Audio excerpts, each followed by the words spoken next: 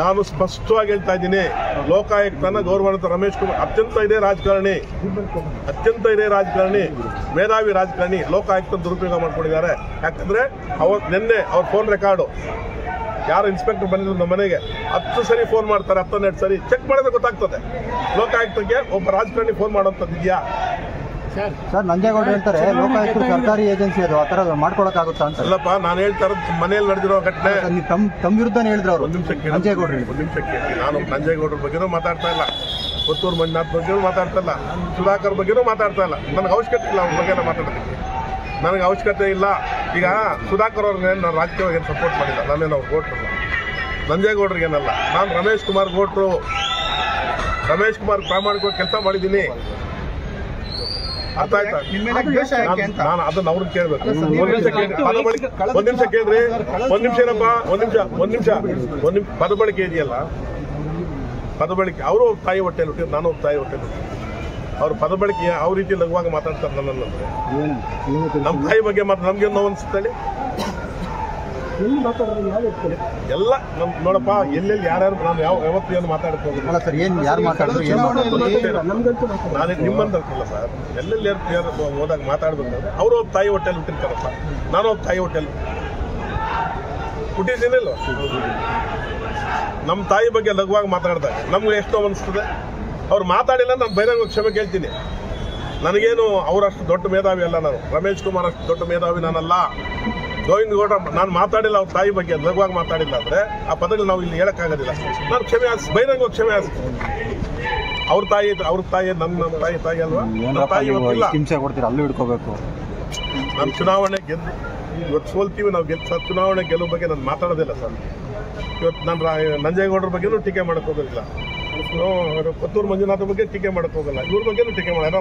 ಸುಧಾಕರ್ ಬಗ್ಗೆ ನನಗೆ ಅವಶ್ಯಕತೆ ಇಲ್ಲ, ನನಗೆ ಅದಕ್ಕೆ ಅವಶ್ಯಕತೆನೇ ಇಲ್ಲ ಸರ್. ನಾನು ಹೇಳೋದು ಕೇಳಿ ಸರ್, ಅಧ್ಯಕ್ಷರಾಗೋದು ಇನ್ನೊಂದು ಇಲ್ಲಿ ಸಬ್ಜೆಕ್ಟೇ ಅಲ್ಲ. ವೈಯಕ್ತಿಕವಾಗಿ ರಮೇಶ್ ಕುಮಾರ್ ಯಾವ ಮಟ್ಟಕ್ಕೆ ಟಾರ್ಗೆಟ್ ಮಾಡ್ತಾರೆ ಇವತ್ತು ಪೊಲೀಸರು ನನ್ನ ಕಾವಲು ಬರ್ತಾರೆ. SP ಹೇಳ್ತಾರೆ ಗೋವಿಂದ ಗೌಡರು ಅವ್ರಿಗೆ ತಟ್ಟಿದೆ ರಮೇಶ್ ಕುಮಾರ್ ಕಡೆಯಿಂದ ಇವತ್ತು ಜನಗೆ ಬಿಟ್ಟು ಹೊಡಿಸ್ತಾರೆ ಅಂದ್ಬಿಟ್ಟು ಪೊಲೀಸರು ನನ್ನ ಕಾವಲಿದ್ದಾರೆ. ನಾನು ಹೇಳಿದೆ ನನ್ನನ್ನು ಯಾರೋ ಹೊಡಿಯೋರು ಅಂದ್ರೆ ಇಲ್ಲ ಸರ್, ನಮ್ಗೆ ಇದು ಬಂದಿದೆ ಸರ್. ನಾನು ನೋಡ್ರಿ ರಾಜ ಗೊತ್ತಿಲ್ಲ, ನಾನು ಗೆದ್ದಿದ್ದೀನಿ ಒಂದು 15 ರೋಟಲ್ಲಿ ಗೆದ್ದಿದ್ದು ಸರ್. ನಿಮ್ ಸೋಲ್ಸೋದಕ್ಕೆ ತುಂಬಾ ಜನ ಶಾಸಕರೆಲ್ಲ ಪ್ರಯತ್ನ ಪಟ್ರಂತೆ. ಹೇಳೋದು ಮಾಧ್ಯಮ ಸೋಲ್ಸೋ ಪ್ರಯತ್ನ ಇದ್ದೇ ಇರ್ತದೆ. ಅಭ್ಯರ್ಥಿ ನಮ್ಮ ವಿರುದ್ಧವಾಗಿದ್ದಾಗ ಇದ್ದೇ ಇರ್ತದೆ. ಒಂದು ಎರಡನೇದು ನಾನು ಕಂಡು ಕೇಳಿದಂಥ ಘಟನೆಗಳು ಈ ಎಲೆಕ್ಷನಲ್ಲಿ. ಎಲೆಕ್ಷನ್ ಹಿಂದಿನ ದಿವಸ ನಮ್ಮನೆ ರೈಡ್ ಮಾಡೋವಂಥದ್ದು ಎಲ್ಲ ಘಟನೆಗಳು ನೋಡಿದ್ವಿ. ನಾವು ಯಾವುದಕ್ಕೂ ಬೇಜಾರಿಲ್ಲ. ವೈಯಕ್ತಿಕವಾಗಿ ರಾಜಕಾರಣದಲ್ಲಿ ಇಷ್ಟು ದ್ವೇಷ ಇಟ್ಕೊಂಡು ಮಾಡ್ಕೊಂಡು ಹೋಗ್ತಿಲ್ಲ. ಯಾಕಂದ್ರೆ ನಾವು ಯಾವತ್ತೂ ದ್ವೇಷ ನೋಡಿಲ್ಲ, ದ್ವೇಷದ ರಾಜಕಾರಣ ಮಾಡಿಲ್ಲ. ನೋವಿಲ್ಲ ನನಗೆ. ಅವೆಲ್ಲ ನಾನು ಬರೋದಿಲ್ಲ ರೀ. ದ್ವೇಷದ ರಾಜಕಾರಣ ಮಾಡಿಲ್ಲ. ಒಂದೇ ಒಂದು ಹೇಳ್ತೀನಿ, ಈ 2 ಜಿಲ್ಲೆಯ ಅತ್ಯಂತ ಮೇಧಾವಿ ರಾಜಕಾರಣಿ ರಮೇಶ್ ಕುಮಾರ್ ಅವರು ಲೋಕಾಯುಕ್ತ ಬರ್ತಾರೆ, ರೈಡ್ ಮಾಡ್ತಾರೆ. ನಂದು ಅದಕ್ಕೆ ಏನು ಅಭ್ಯಂತರ ಇಲ್ಲ, ಮಾಡಲಿ, ಸಂತೋಷ. ಒಂದು ನಿಮಿಷ ಸರ್, ರೈಡ್ ಮಾಡಲಿ, ಸಂತೋಷ. ನಾನೇನು ಅದಕ್ಕೆ ಬರೋದೇ ಇಲ್ಲ. ಯಾಕಂದ್ರೆ ಕಾನೂನು. ಯಾರು ಆ ಇನ್ಸ್ಪೆಕ್ಟರ್ಗೆ 10 ರಿಂದ 12 ಸರಿ ಫೋನ್ ಮಾಡ್ತಾರೆ. ನಾನಿಲ್ಲ, ನಮ್ಮ ಮನೆಯವರು ಇರ್ತಾರ್ರಿ. 10 ರಿಂದ 12 ಸರಿ ಫೋನ್ ಮಾಡ್ತಾರೆ. ಯಾರು ಸರ್ ಫೋನ್ ಮಾಡಿದ್ರು? ರಮೇಶ್ ಕುಮಾರೇ. ಅದರಲ್ಲಿ ಮುಚ್ಚು ಮರೇನು ಹಂಗೆಲ್ಲ ಇನ್ನೇನು ಸಿಗ್ತದೆ ನೋಡಿ, ಇನ್ನೇನು ಇನ್ನೆಲ್ಲಿ ಸಿಗ್ತದೆ, ಇನ್ನೊಂದು ಸಿಗ್ತದೆ. SN ರೆಸಾರ್ಟ್ ಮೇಲೆ ಅವ್ರ ಮನೆ ಇದೆ. RM ಗೋಲ್ಡನ್ ಸಿಟಿ ಅನ್ನೋದು ಗೊತ್ತಿದೆ, SN ರೆಸಾರ್ಟ್ ಅಂತ. ನಾನು ಹೇಳೋದಿಷ್ಟೇ, ರಮೇಶ್ ಕುಮಾರ್ಗೆ ಅತ್ಯಂತ ಹಿರಿಯ ರಾಜಕಾರಣಿ. ಅರ್ಥ ಆಯ್ತಾ? ಅಂಥವ್ರ ಕಡೆಯಿಂದ ಇಂಥದ್ದು ನಾನು ಎಕ್ಸ್ಪೆಕ್ಟ್ ಮಾಡಿದ್ದೀನಿ. ನಮ್ಮ ಮನೆಯವ್ರು ಹೇಳ್ತಾರೆ, ಪಕ್ಕದಲ್ಲಿ ಕೇಳಿದ್ರು. ಯಾಕಂದ್ರೆ ನಮ್ಮ ಮನೆಯವ್ರು ಯಾವತ್ತೂ ಬೀದಿಗೆ ಬಂದು ಏನೋ ಕೋಲಾರ ನೋಡಿಲ್ಲ. ನಮ್ಮ ಮನೆಯವರು 10 ಸರಿ ಫೋನ್ ಮಾಡ್ತಾರೆ. ನನಗದು ಗೊತ್ತಿಲ್ಲ. 10 ಸರಿ ಫೋನ್ ಮಾಡ್ತಾರೆ. ಇನ್ನೇನು ಸಿಗಲ್ವೇನ್ರಿ? 1 ಲಕ್ಷ ಸಿಗುತ್ತೆ. ನಾವು ರೈತ ನಮ್ಮಲ್ಲಿ ಹೇಳ್ತಾರೆ. ಒಂದು ನಿಮಿಷ ನಾನು ಹೇಳಕ್ ಹೋಗಲ್ಲ. ನಾನು ಯಾವ್ದು ಹೇಳಕ್ ಕಾರಣ ಯಾಕಂದ್ರೆ ನಾವು ಇನ್ಸ್ಪೆಕ್ಟರ್ಗೆ 10 ಸರಿ ಫೋನ್ ಬರ್ತದೆ. ಎಷ್ಟು ಸರಿ? 10 ಸರಿ ಬರ್ತಾರೆ. ಲೋಕಾಯುಕ್ತ ಅಡಿಯಲ್ಲಿ ಇವ್ರಿಗೇನು ಕೆಲಸ? ಮಾಡಲಿ, ಸಂತೋಷ.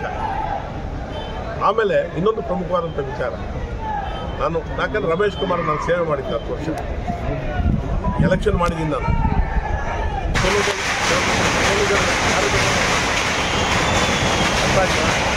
ಗೆಲ್ಲೋದು ಬಗ್ಗೆ ಕೊಡ್ತೀನಿ, ಅದು ಒಂದು ವಿಚಾರ ಅಲ್ಲವೇ ಇಲ್ಲ.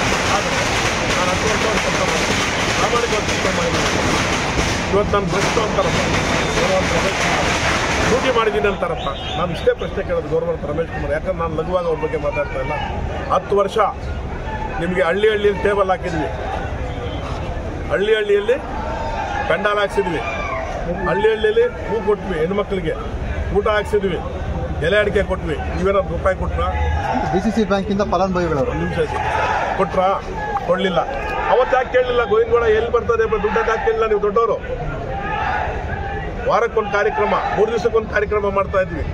ಒಂದೊಂದು ಕಾರ್ಯಕ್ರಮಕ್ಕೆ ಲಕ್ಷಾಂತರ ರೂಪಾಯಿ ಖರ್ಚಾಗ್ತಾ ಇತ್ತು. ಅವತ್ತು ಯಾಕೆ ಕೇಳಿಲ್ಲ ರಮೇಶ್ ಕುಮಾರ್ ಅವರು? ನಾನು ರಮೇಶ್ ಕುಮಾರ್ ಬಗ್ಗೆ ಲಘುವಾಗಿ ಒಂದು ಪದ ಮಾತಾಡ್ತಾ ಇಲ್ಲ, ಬಹಳ ಗೌರವಯುತವಾಗಿ ಮಾತಾಡ್ತಾ ಇದ್ದೀನಿ. ಅವತ್ತು ಯಾಕೆ ಕೇಳಿಲ್ಲ ರಮೇಶ್ ಕುಮಾರ್? ಯಾಕಂದ್ರೆ ವಯಸ್ಸಲ್ಲಿ ಹಿರಿಯರು ರಮೇಶ್ ಕುಮಾರ್ ಅವರು. ಅವತ್ತು ಯಾಕೆ ಕೇಳಿಲ್ಲ ನನ್ನ ಬಗ್ಗೆ? ಚುನಾವಣೆಗೆ ನನ್ನ ಯಾವ ಚುನಾವಣೆಗೆ ಎಷ್ಟೆಷ್ಟು ಬಳಸ್ಬಿಟ್ಟಿದ್ದಾರೆ ನನಗೆ ಗೊತ್ತಿದೆ. ಇವತ್ತು ಅವರು ಸಾಯಿಬಾಬಾ ಭಕ್ತರು, ನಾನು ಭಕ್ತರೆ. ಬಂದು ದೇವಸ್ಥಾನದಲ್ಲಿ ಪ್ರಮಾಣ ಮಾಡಲಿ, ಗೋವಿಂದಗೌಡ ನಾನು ಯಾವುದೇ ಚುನಾವಣೆಗೆ ನಿನ್ನ ಕಡೆದು ಖರ್ಚಾಗಿಸಿಲ್ಲ ಅಂತೇಳಿ. ಅವತ್ತು ನಾನು ಭ್ರಷ್ಟ ಅಲ್ವಾ? ಇವತ್ತು ನಾನು ಭ್ರಷ್ಟ? ಅವತ್ತು ನಾನು ಸತ್ಯ ಹರಿಶ್ಚಂದ್ರ ಇವ್ರ ಜೊತೆ ಇದ್ದಾಗ ಇವ್ರು ಸೋತೋದಕ್ಕೆ ನಾನು ಹೊಣೆನಾ? ನಾನು ನೋಡ್ರಿ, ನಾನು ನನ್ನ ಬಾಯಿಂದ ಏನು ಪದ ಬರ್ತಾ ಇದೆ ಇವತ್ತು ಸ್ಪಷ್ಟವಾಗಿ ಹೇಳ್ತಾ ಇದ್ದೀನಿ. ಅರ್ಥ ಆಯ್ತಾ? ಎಷ್ಟು ದಿವಸನೂ ಬುಡಗಟ್ಕೊಂಡಿರೋಕ್ಕಾಗೋದಿಲ್ಲ ಸರ್. ಇವಾಗ ಯಾಕೆ ತಮ್ಮ ವಿರೋಧ ಮಾಡ್ತಾರೆ?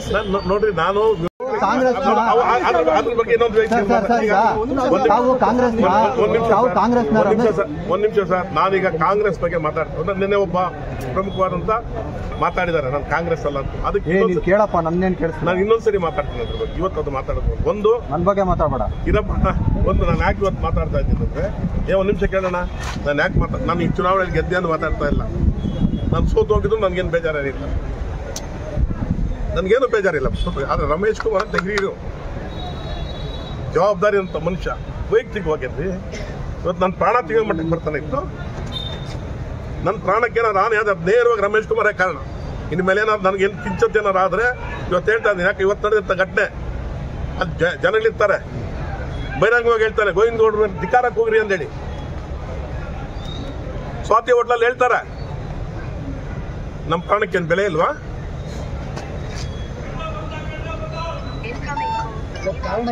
ಸರ್, ಯಾವ ವಿಚಾರ ಭಿನ್ನಾಭಿಪ್ರಾಯ? ನನಗೆ ಅದೆಲ್ಲ ನಾನು ಹೇಳ್ತಾ ಇಲ್ಲ ಸರ್. ನಾನು ಅವ್ರ ಬಗ್ಗೆ ಇವತ್ತು ಏನೇನು ನಡೆದಿದೆ, ಏನೇನು ಹೋಗಿದೆಯೋ ಅದನ್ನ ಸ್ಪಷ್ಟವಾಗಿ ನಿಮ್ಮದು ಹೇಳ್ತಾ ಇರೋದು